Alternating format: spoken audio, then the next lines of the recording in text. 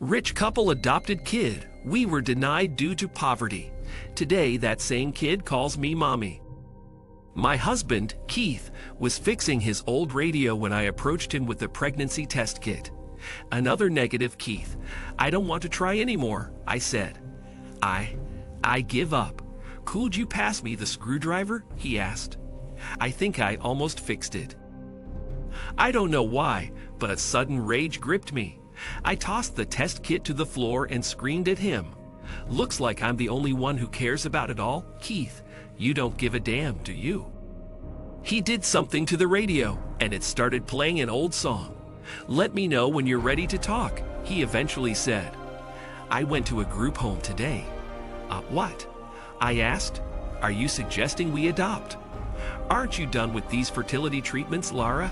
He said, wiping the dust off the radio. But Keith, it's affecting your health and our relationship, honey. What do we want in life? A happy family, right? A child needs love.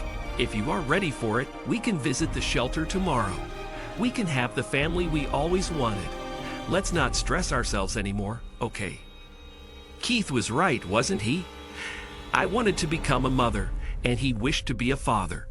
It didn't matter to us if the child wasn't our blood. We could give him love and a safe home. That's all a child needs, I thought. But I was wrong. After several visits and meetings with the social workers, we decided to take a boy home. He was a little boy of 6 with big blue innocent eyes, yearning for love. Patrick. That was his given name, and we fell in love with him the moment we met him. We never thought, even for a second, that he was not our child. We looked forward to having him home. I had even decided that his room walls would have blue wallpaper and a lot of superhero posters. He had told me Captain America was his favorite. Spending love on children is more important than spending money on them. But during one of our meetings with the social worker in charge of his case, we were denied adoption. We investigated your background and discovered that you didn't meet the financial requirements, she explained. Honestly, we had expected that. Keith and I owned a small repair shop, but we weren't stable financially. Our worst fears had come true. Mom, I said, while we agree we lack on the financial front, we assure you we can give Patrick a loving home. He loves us too. Look, Mom, she told me, we work according to the state laws. We don't rely on assurances. It's our duty to ensure the child gets the right home, and you're disqualified. With a heavy heart, Keith and I exited the social worker's office, and right then, another couple entered. Their fancy attire was screaming they weren't of the mediocre class like us. They're rich. They can get the child they want, I thought in tears. Suddenly, I heard the name Patrick and stopped. Keith and I stood outside the office, and while we knew what we did was wrong, we eavesdropped on their conversation. It turned out they were there for Patrick too. Imagine how much it hurt us when we learned the rich couple was allowed to adopt Patrick, having checked all boxes, while we were denied. Keith, I said quietly, Patrick is not coming home. He is never going to call me Mom. Let's go home, Lara. We'll talk about this later, he said sadly. I don't know how Keith consoled his heart, but I couldn't, and I did something crazy. I met Patrick at his school.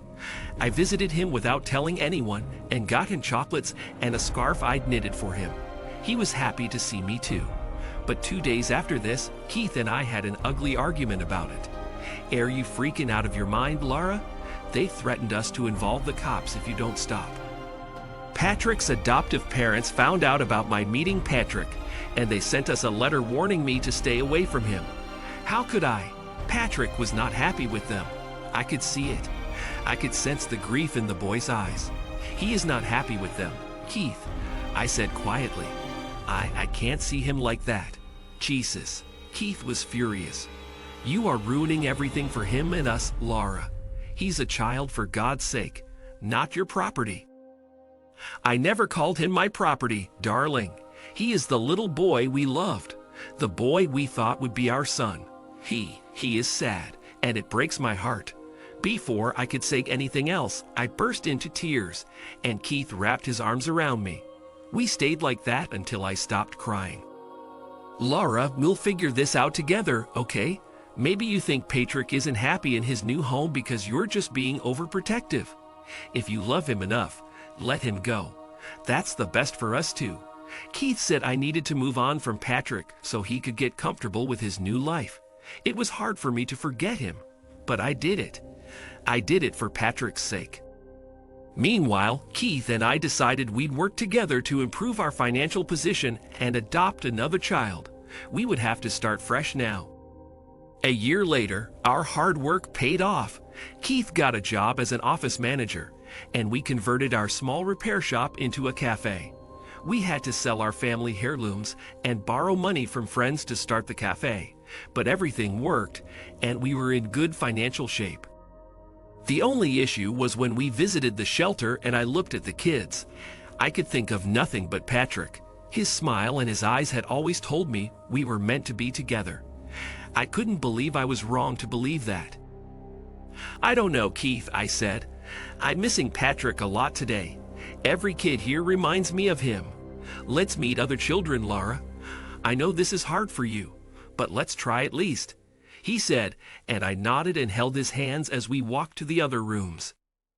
As I was crossing the first room, I stopped and Keith turned to me. "What's wrong?" he asked. "Patrick," I said in tears. "It's him." I dashed to the boy and said, "Hi, hey Patrick, do you remember me?" He looked up and smiled. "Laura?" I nodded. "Are you here to take me home finally?